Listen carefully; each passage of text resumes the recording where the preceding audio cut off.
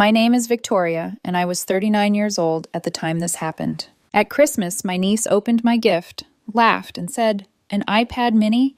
That's all I get." She threw it at me. I stood up calmly, collected every gift I'd brought, 16 wrapped boxes, and loaded them back into my car. Dad yelled, "Don't be dramatic." I replied, "I'm not, but tomorrow at 9 a.m., I'm updating the mortgage auto pay." He went silent. That morning, I had been standing in my parents' living room, holding a mug of lukewarm coffee, when my niece ripped open my gift, stared at it for half a second, and then laughed like I'd handed her a used sock. She lifted the box so everyone could see. "An iPad mini," she said loud and clear. "That's all I get." Before I could even process the words, she tossed it straight at my chest. It wasn't hard enough to hurt, but it was hard enough to make a point. The room burst into that uncomfortable kind of laughter, the kind people use when they don't want to admit something ugly just happened. My son, Ethan, was sitting cross-legged on the rug near the tree. He flinched like the iPad had hit him instead of me. Ethan was 8, quiet, polite, the kind of kid who says, "Excuse me," if he needs to walk past you. He'd spent the whole drive over talking about how maybe Grandpa would finally hang his drawing on the fridge this year. I looked down and saw Ethan's hands tighten around the little paper snowflake he'd brought as a gift for Grandma. My mom didn't say a word. She just took a sip of her mimosa and smiled, like this was cute. My sister Kara actually smirked like her daughter had just delivered a punchline. My dad leaned back in his recliner and said, "She's just being honest." My throat went tight. I didn't yell. I didn't do anything dramatic. I just stood up, walked over to the pile of wrapped gifts I had brought. 16 boxes, all neatly labeled, all picked out with care, and started picking them up one by one. Tape crinkled under my fingers. A bow slipped loose. Kara blinked, like she couldn't believe what she was seeing. "Victoria, what are you doing?" she asked. I didn't answer. I kept collecting. The gifts were for everyone. My parents, my sister and her husband, my niece, my nephew, my cousins who always happened to stop by, even my dad's neighbor who somehow always ended up at family holidays and always went home with a bottle of something expensive. I'd bought for all of them anyway, because that's what I did. I stacked the boxes in my arms until I could barely see over them, then made 2 trips out to my car. Behind me, my dad finally raised his voice. "Don't be dramatic," he shouted, like I'd just knocked over the tree. I turned back at the door, keys in my hand, calm as I could possibly be. "I'm not," I said. Then I added the one sentence that made the whole room change temperature. "But tomorrow at 9 a.m., I'm updating the mortgage auto pay." My dad went silent so fast it was almost funny. Not one more laugh, not one more smirk, just the sound of wrapping paper settling and the low hum of the heater kicking on. Ethan stood up slowly and walked to my side without me calling him. He didn't ask questions. He just slipped his small hand into mine like he already knew this wasn't about one iPad. As we walked out, I heard Kara mutter, "You're really going to ruin Christmas over a joke?" I didn't look back because that wasn't the joke. The joke was how long I'd been letting them use me. I was living in a quiet suburb outside Columbus, Ohio. I was a dentist with a small practice, and I worked more hours than I liked to admit. I was also a single mom. Ethan's father left when Ethan was 3. No big dramatic story, just a slow fade into, "I can't do this anymore," and then he was gone. So it was me and Ethan. Homework at the kitchen table, Saturday morning pancakes, school concerts where I clapped too loud because I knew I was the only parent in the audience for him. And if you asked anyone in my family, I was the stable one. That meant I was the one with the dependable income, which in my family translated to one thing: wallet. It started small, like it always does. My parents needed help after my dad retired early. He called it retirement. I called it quitting after he got into a fight with his boss and refused to work under anyone again. Their mortgage wasn't paid off, not even close. So I stepped in. I set up the auto pay from my account because Dad didn't trust online banking. Every month, the payment went out like clockwork. $1,842.17. At first, my mom said thank you. Then it became normal. Then it became expected. Then it became something they acted like they'd earned. If the payment ever processed a day late because of a holiday, my dad would text me like I'd committed a crime. "Mortgage didn't go through. Fix it." No hey, no hope you're okay, just that. And it wasn't just the mortgage, it was the property taxes, just this once. It was their HVAC replacement when it died in July. It was my mom's dental implants, which she insisted she shouldn't have to pay for because I was a dentist. Then there were Kara's emergencies. Kara was 36, married, 2 kids, constantly struggling, constantly just about to get on her feet. 1 month it was the minivan payment. Another month it was private dance lessons for my niece because she's talented. Victoria, don't crush her dreams. Another month it was their credit card minimum because they'd had a tough season. I helped because I told myself it was temporary. I told myself it was family. And every time I tried to pull back even a little, something would happen. A comment, a slight, a reminder that Ethan and I were guests in this family, not really part of the center of it. Ethan noticed things long before I wanted him to. He noticed that Grandma always had his cousin's favorite snacks, but never his. He noticed that his cousins got big matching stockings with their names stitched on, and he got a plain red one someone bought last minute. He noticed that when family photos happened, Kara's kids were pulled into the middle, and Ethan got placed on the edge like an accessory. He never complained. He just got quieter. One Thanksgiving when he was 6, my mom handed out slices of pie. My nephew got the biggest slice. My niece got whipped cream shaped like a perfect swirl. Ethan got a thin piece with the crust broken off. He didn't cry. He just whispered to me, "It's okay, Mom, I don't need much." That sentence hit me harder than anything, because no kid should learn to shrink to survive family time. But I kept going anyway. I kept paying, kept showing up, kept buying gifts too expensive for people who barely acted like they liked us. I thought if I stayed generous, they'd stay kind. I thought if I stayed useful, they'd stay loving. I didn't want to admit the truth. They weren't loving. They were comfortable. That Christmas morning wasn't the first sign. It was just the clearest one. That night, back at our house, I didn't decorate more. I didn't force cheer. I made Ethan grilled cheese and tomato soup. He sat at the kitchen island, still in his Christmas sweater, rubbing the edge of his paper snowflake between his fingers. "Did I do something wrong?" he asked. That question cracked something inside me. I set my bowl down and took a breath. "No," I said. "You didn't do anything wrong." He nodded like he wanted to believe me, but didn't fully. After he went to bed, I opened my laptop at the kitchen table. The house was quiet, the kind of quiet where you can hear the fridge hum and the heater click. I logged into my bank account. There it was, the recurring payment. Mortgage auto pay, $1,842.17, scheduled monthly. I hovered over it for a second. My hands weren't shaking anymore. I wasn't doing this out of rage, I was doing it out of clarity. I clicked Edit Payment. I changed the funding account from my checking to nothing. Then I hit Cancel Autopay. A warning popped up. Canceling this recurring payment may result in missed payments. I stared at it. Then I clicked Confirm. Your recurring payment has been canceled. I took a screenshot, and for the first time in years, I slept without dread. The next morning, I set my alarm for 8:45 a.m. Not because I had more to do with the bank, but because I knew the second my dad woke up and checked his account, the panic would start, and I wanted to be awake and steady when it did. At 9:07 a.m., my phone rang. "Dad." I let it ring twice, then answered.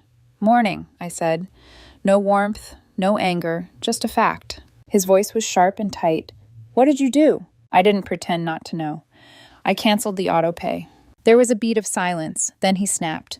"You can't do that." I almost laughed. He said it like the mortgage belonged to me, like I was canceling my own obligation. "It's your mortgage," I said. "You can pay it." My mom's voice came through in the background, muffled but frantic. "What is he saying? Tell her to stop." Dad lowered his voice, like he was trying to sound reasonable. "Victoria, you're upset. Fine, but you don't punish us over a kid's comment." There it was, a kid's comment. Like my niece throwing a $500 gift at me was normal. Like everyone laughing while Ethan sat there shrinking was harmless. I kept my voice even. "It wasn't one comment," I said. "It's been years." He tried to interrupt. I continued anyway. "You don't get to treat my son like he's optional and still expect me to fund your life." Dad exhaled hard. "You're being dramatic." Same word as yesterday. Same script. I leaned back in my chair and looked at the Christmas tree in our living room. Smaller than my parents'. A little lopsided, covered in Ethan's handmade ornaments. "I'm not," I said. "I'm just done." My dad's tone changed fast, not softer. Desperate. "Victoria, we counted on you." Of course they did. That was the whole problem. "You shouldn't have," I said. He raised his voice again. "So what? You're cutting us off? All because Kara's kid mouthed off?" I didn't take the bait. "I'm not your backup bank," I said, "and Ethan and I won't be spending holidays where we're laughed at." He went quiet, not because he understood, because he was doing the math. My mom took the phone, her voice shaky, like she was about to cry.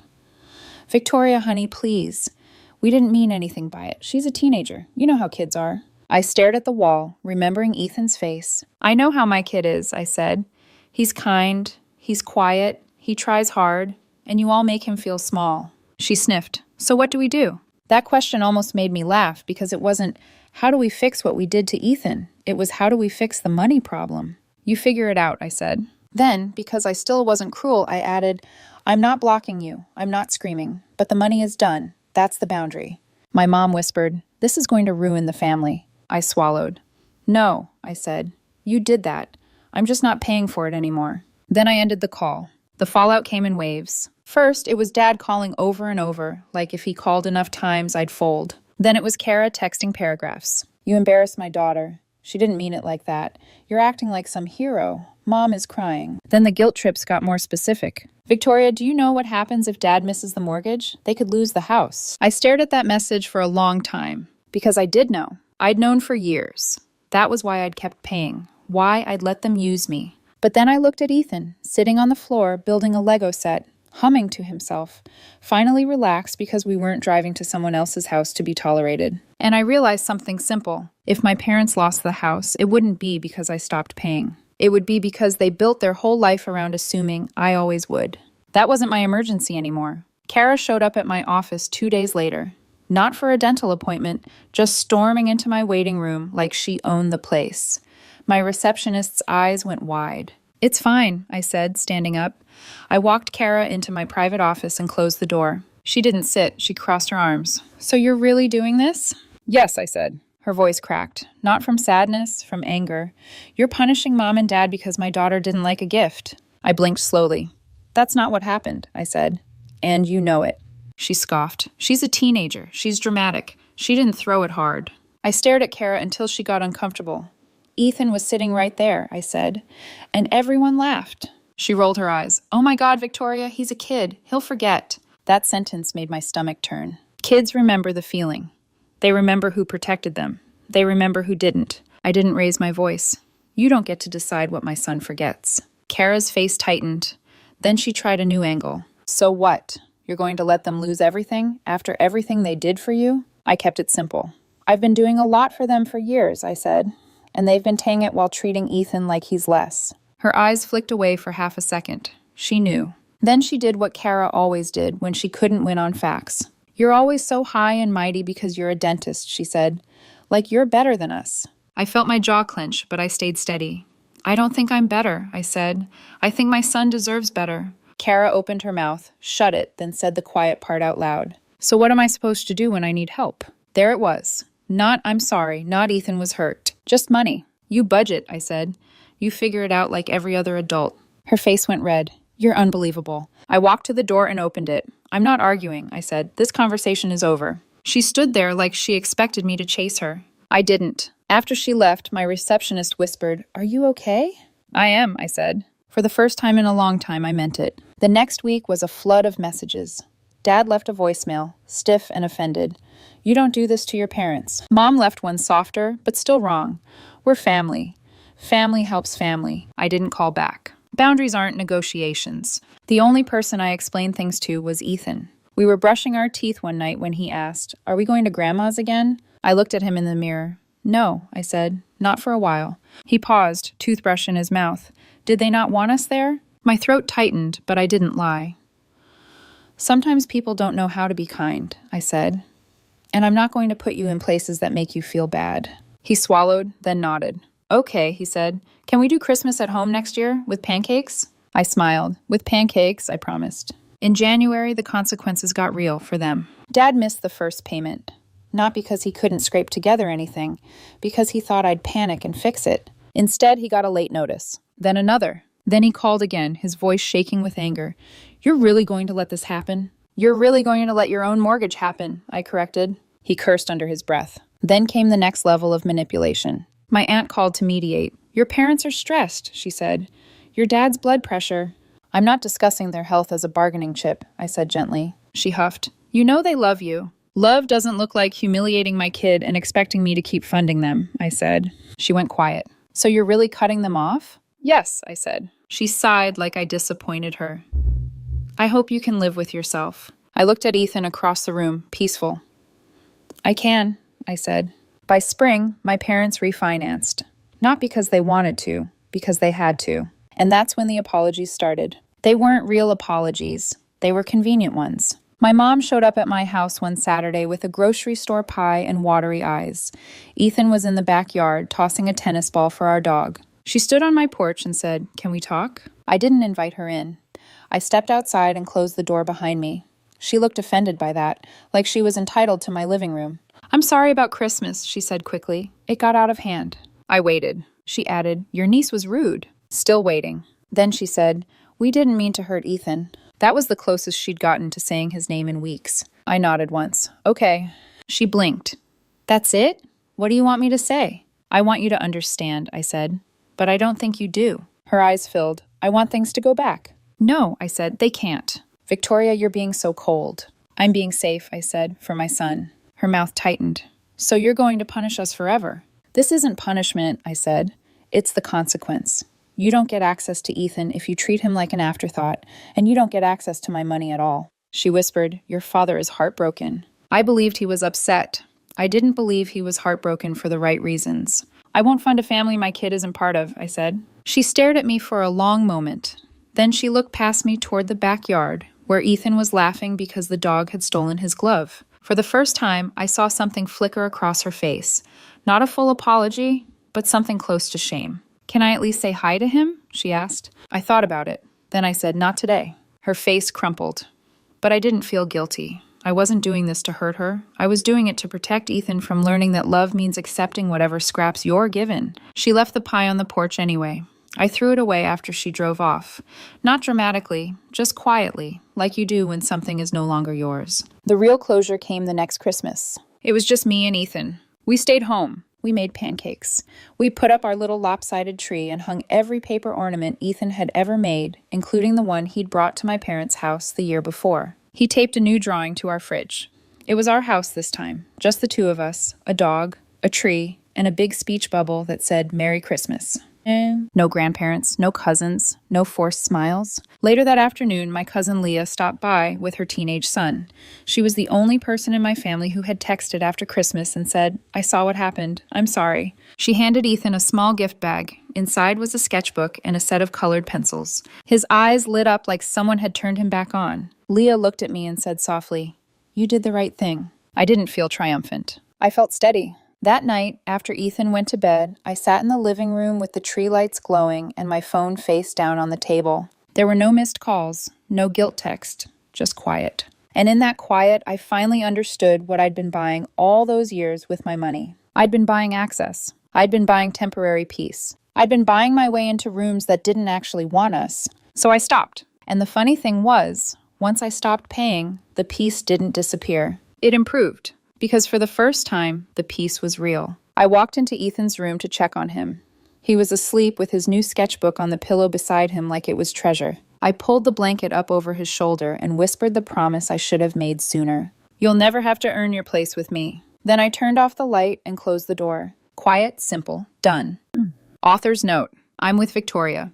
Not because a gift was rejected, but because her son watched a room treat disrespect as entertainment and call it honesty. A parent's first job is safety, and that includes emotional safety. When support turns into entitlement, it stops being care and becomes a demand. The lesson is simple. Generosity needs boundaries, or it trains people to take and trains kids to stay quiet to survive. Victoria stayed calm, ended the open-ended money pipeline, and chose a peaceful home for Ethan. Takeaways. Keep financial help separate from daily banking. Use secure logins, alerts, and two-factor authentication. Put any ongoing support in writing with clear amounts, dates, and a hard endpoint.